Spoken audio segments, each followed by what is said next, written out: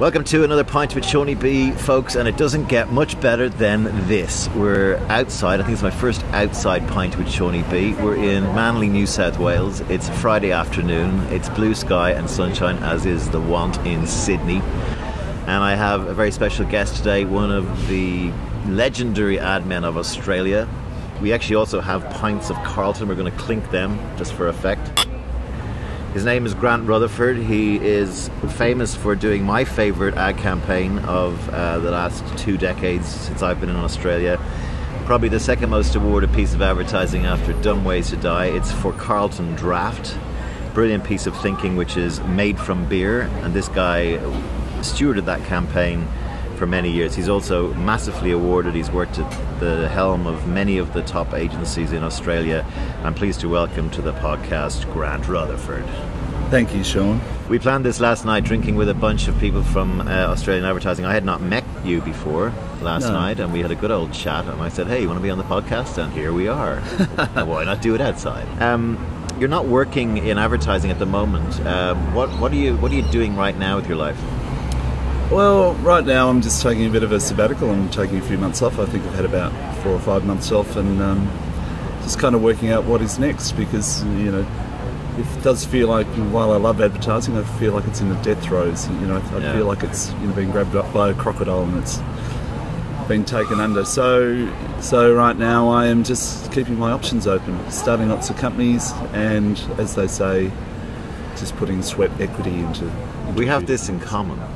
We have this in common. Yes, been working for about a year, and I'm kind of over the business too, and I don't know what happened to it, and I feel a little bit sad the way the business is going. Whereabouts in Australia are you from? Well, I'm actually from Perth, but my base is actually in Melbourne. Right. But being the Publicis Australia CCO, its Chief Creative Officer, yeah. I mean, my God, what is the world's dumbest title? I spent my time between Sydney and Melbourne. So for 2.5 years I have lived out of a suitcase. So you grew up in Perth, did you? When I say I grew up in Perth, I was 6 when I left. Ah, okay. So I was only in advertising for 2 years before I left. You started young, yeah? Yeah, it was really in a bit of a backwater. It was, but you know, Perth's a great place.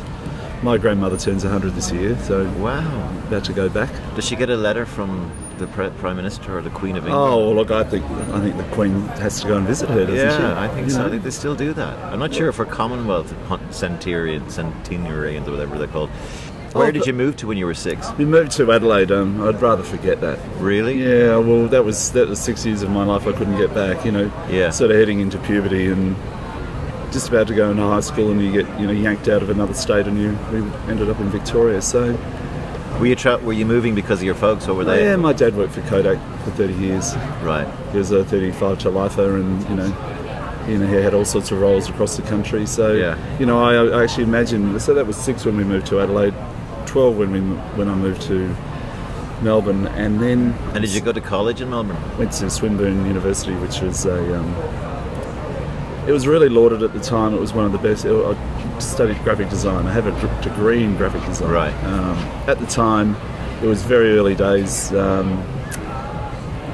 so much for graphic design, but for advertising courses. So there was no such thing. So you had to take out a folio full of little ads and little ideas, and design needs ideas. Yeah. Great design is about ideas. Around to the agencies, Campaign Palace, all sorts of places, JWT. But I soon got the tiny type and the kerning and the letter spacing kicked out of me very, very quickly. Yeah. These are ads, Grant. Or they call me Rubber. These are ads, Rubber. These are not little pieces of design. These are designed to be seen and to be influential. I don't understand. Form over function. Form over function. So what was the first agency? It was this small agency called Thompson White and Partners, and they were a small independent. They had just a year before sold themselves to Clemenger, but Tony White, he bought it back because he didn't like it. He didn't like the big machine. So what happens when I moved there? He sells to FCB. So it became Thompson White FCB. So and he didn't last very long because he wasn't the corporate guy. He wasn't that guy that was. He sold his agency twice. He sold his agency twice, and I like to think he only sold his soul once. Yeah. And where did Tony, you I go know you're after not that? listening to this right now, but if you are, he was an amazing mentor. He said he used to call me long face, and if anybody could see through this podcast, they'd know why. But he said we work hard and we play equally hard. Yeah. And these guys are going to be your mentors, and you're going to learn so much off them. Yeah. What age were you when you joined? I would have been about 19. Okay.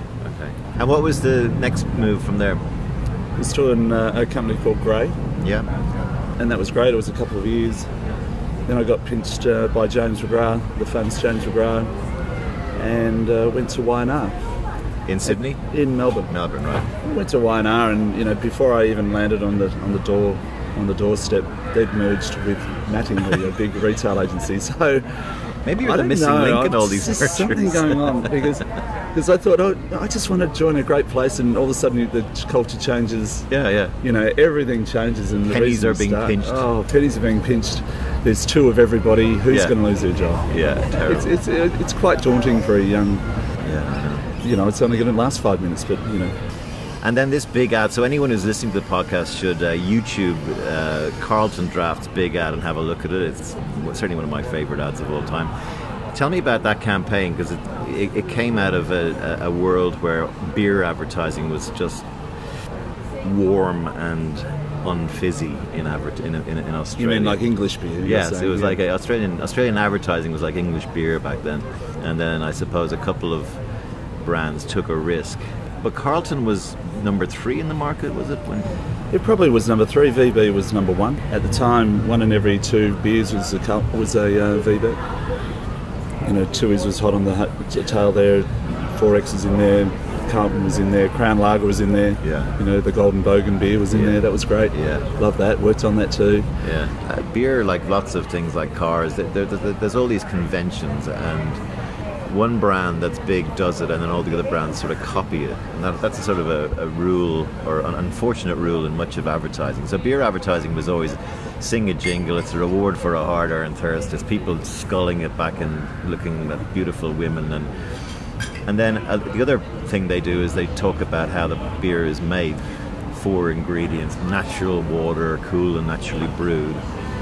And then you guys came up with this brilliant thought, which is made from beer. Made from beer. You being a planner, you would absolutely love it.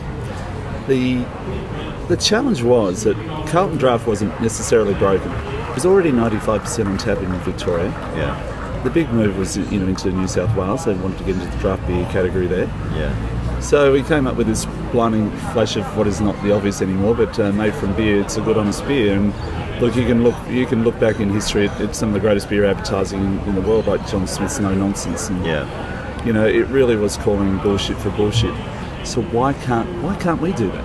What's happened? Yes, everybody's following each other, but they're following each other to mediocrity. Yeah. So it didn't take very much. It just took James and I to go to George Pat's, go straight into CB after almost a 30-year relationship they had with CB, and just to say, well, how about we do this?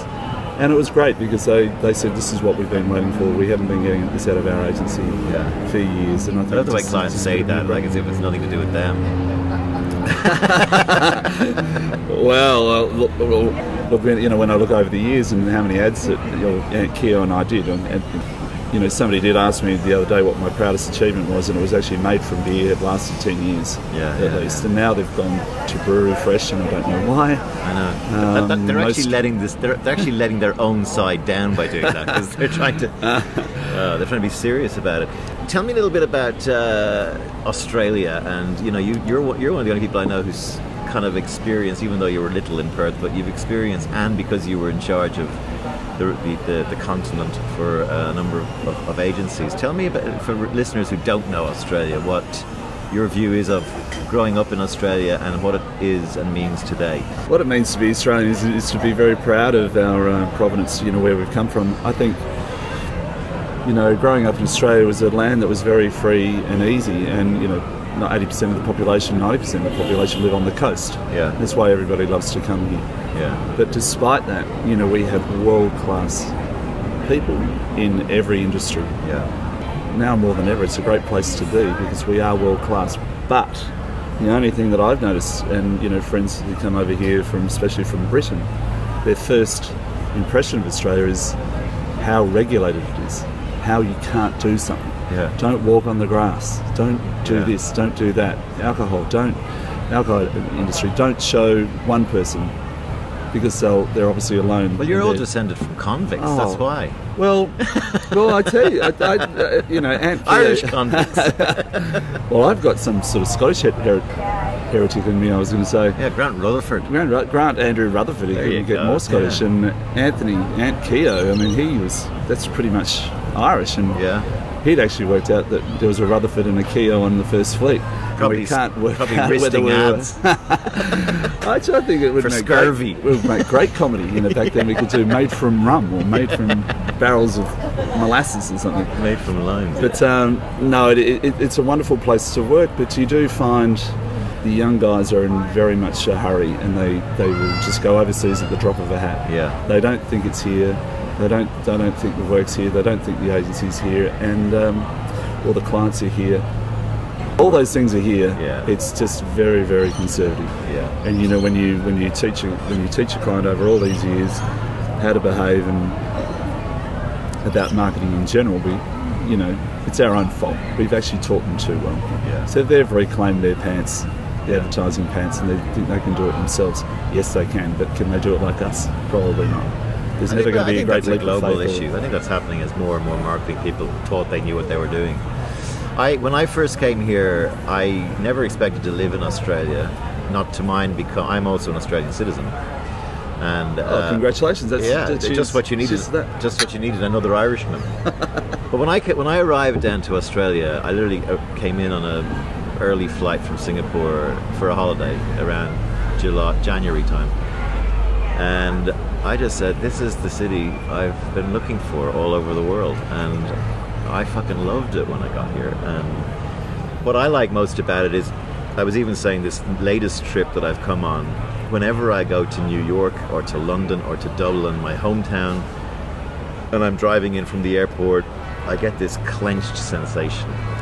This kind of stomach clenching kind of anxiety. And here, I come in and it's sunny and you're getting a ferry over to Manly and it's beautiful and the Opera House is there and the bridge, and it's like Sydney hikes up its skirt for you and says, "Hey, Shawnee, we missed you." And I just feel really relaxed here. And even when I was working here, there was never that.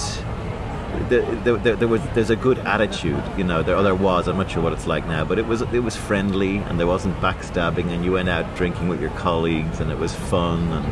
And maybe I'm looking at it through, rose-tinted specs, but yeah, as soon as I got here, I really want to be able to come and go here, and now I can, and I'm very proud to be Australian as well. One of the things I want to talk to you about primarily over and above the advertising bit is this Snowdome Foundation that you established. Tell me a little bit about that whole story.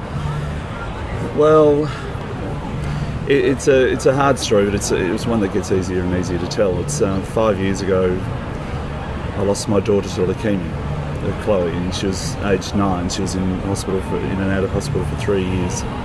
She died of complications from leukemia. She got pneumonia, and she passed away.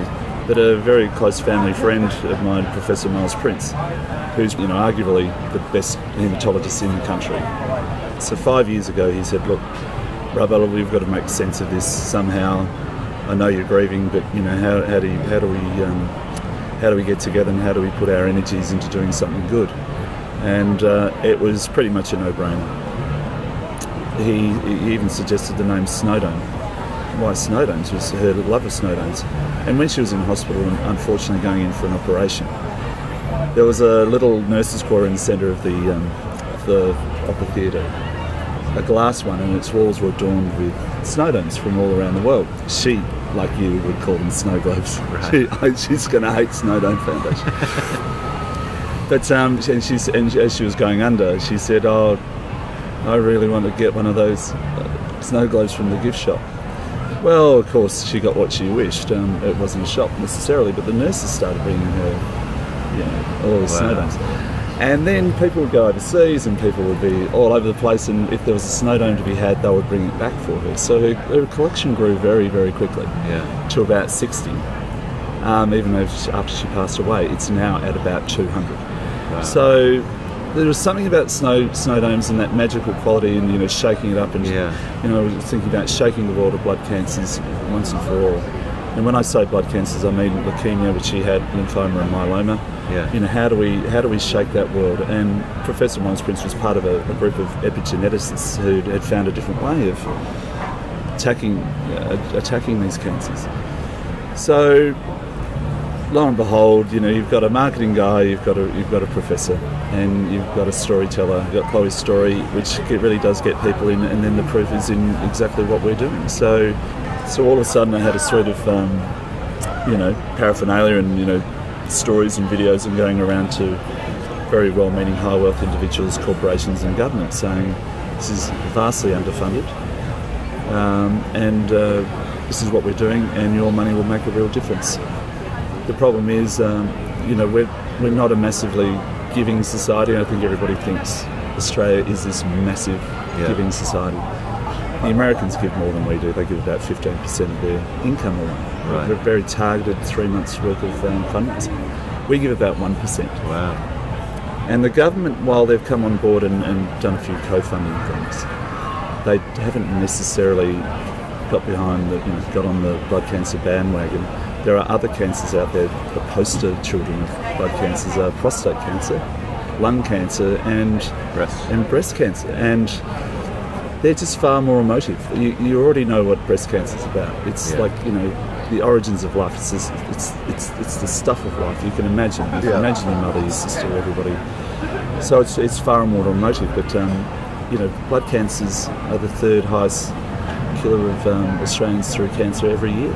11,500 people are diagnosed every year. Chloe was one of those. And 70% of kids actually survive right now, leukemia, but unfortunately she wasn't one. I mean, you don't have to talk about this if you don't want to, but what was it like when she got diagnosed as I just can't imagine. Well, it's like, we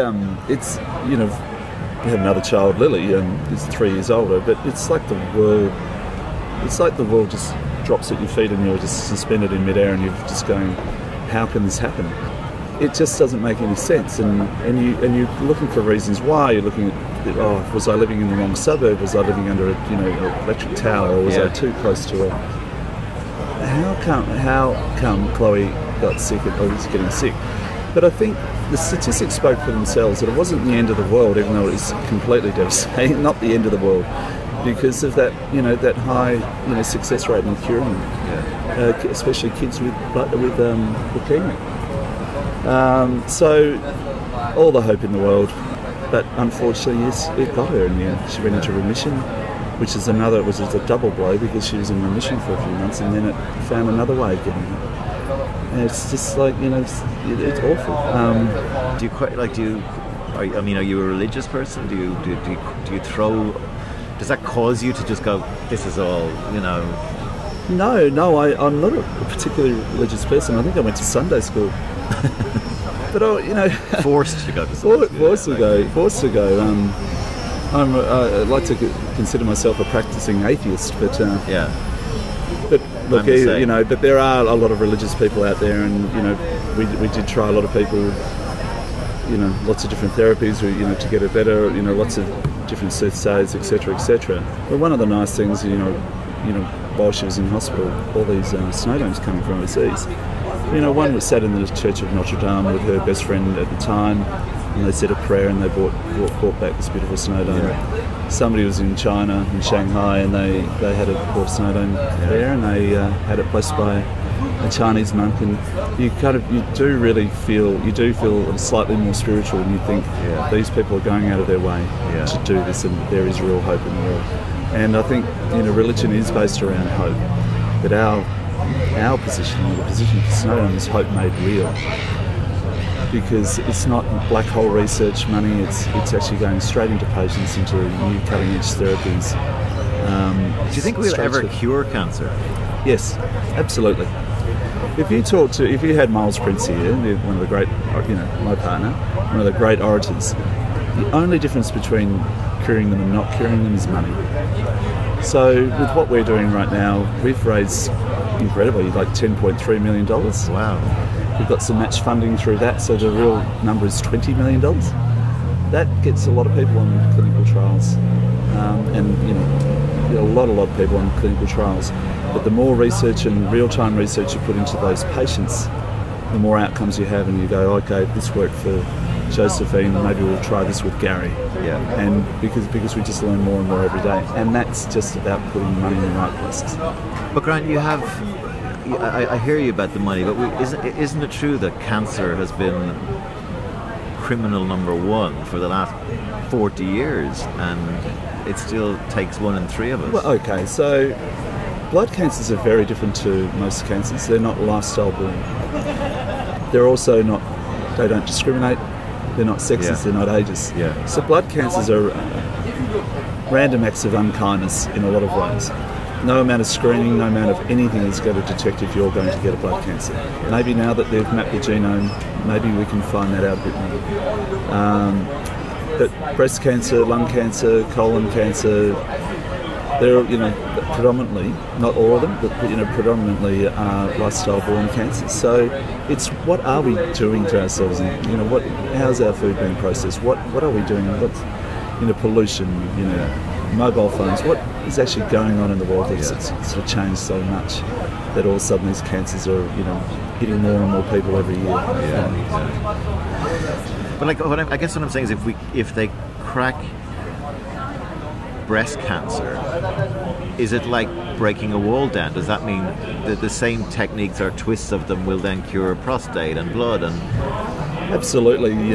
Miles Prince told me that one of the and I'm going to get this wrong, Miles, so please don't hurt me. One of the findings with our research is that one of the drugs that is being supported, there was a marker there somewhere that looked like curing AIDS.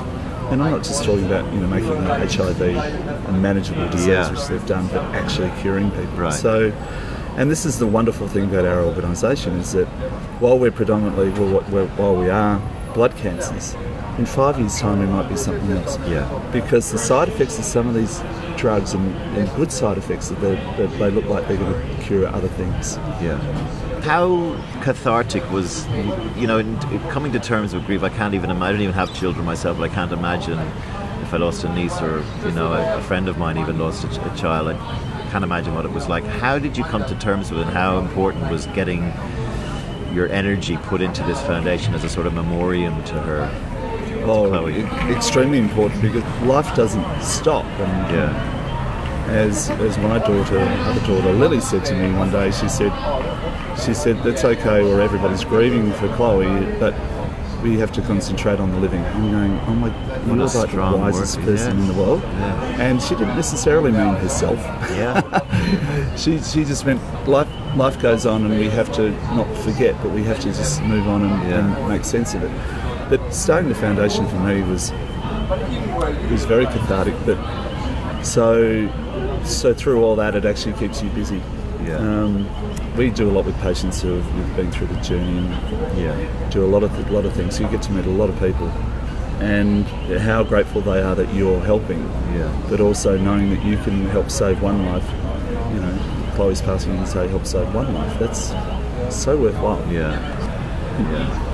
But Snowdome isn't a big public-facing charity at the moment, because I don't want to spend all that time and money trying to explain blood cancers A and B, how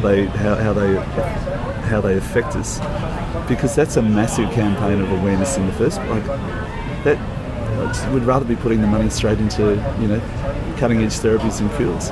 So you talk about this kind of optimism and pessimism, but it will only be optimistic and successful and putting a smile on your long face if the youth of today do something better than they're doing or have been doing or we had been doing. So what would you say, from this, just approaching 50 or whatever you are, to your younger self, or to a kid today, that's about to go into advertising or something?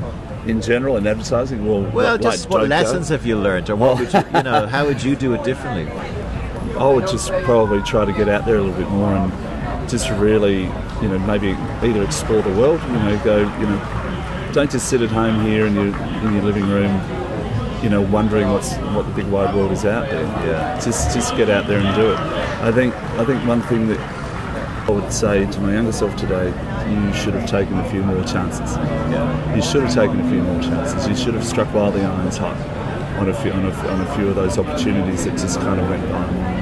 It's a recurring theme on these podcasts, because I think what we realise is that actually the things that we were afraid of, or that we were scared of, or that we were told not to do because you need money or whatever, that, looking back, you probably could have done them and brought yourself elsewhere. I also, to my younger self, I'd actually ask more people to help. It's only, blinding flash of the obvious that when you start a foundation, you do have to ask people for things. Yes. And for their time or their custom, whatever it is. When you're young, you don't really go out there and do that. You don't go, or even for advice, you don't just go up to John Hegarty and say, "Oh, can you give me some advice here?" These people are incredible. They will give you all the time in the world, because they like to give their wisdom, pass their wisdom to you, so you'll pass it on to somebody else. Yeah. But with the Snowdome Foundation, I found that you don't get what you don't ask for. And one of the first people I got on board was Richard Branson. He'd be great, corporate Australia would love him. So I found a friend who knew him, or a friend of a friend, whatever, and they asked, and within 2 days he said yes. Yeah. you go, whoa, okay. So what else should I be asking for? Yeah. But just go out there and ask people for stuff. But mate, this has been great. Before we go, I just wanted to check: how does somebody donate to the Snowdome Foundation? Yes. Anybody can donate. They can go to snowdome.org.au. Yeah. And go on the website. Down the bottom there's a page of giving. Yeah. People can see how they can get involved. All money is good money. You can actually learn a little bit too about how the human body works. I think that's a wonderful thing about that website, is it just shows you. I think that this podcast has been great because somebody has suffered a terrible loss and has created a wonderful memorial to a young girl who passed away. And Grant Rutherford, thank you for being on the podcast. I really enjoyed the chat. It's a bit noisy here. I'm not sure how it's going to come out. Apologies if you're finding it hard, listeners, to pick it all up. But we've been patient with Manly, and Grant, I wish you all the best. I'm dying to see where you turn your hand next. I'll put the link to your foundation on the blurb for the podcast, and I urge any listeners to visit the site. And as Grant said, any money is good money, so whatever you can afford, contribute. Grant Rutherford, thank you for being on A Pint with Seaniebee. Thank you, Sean.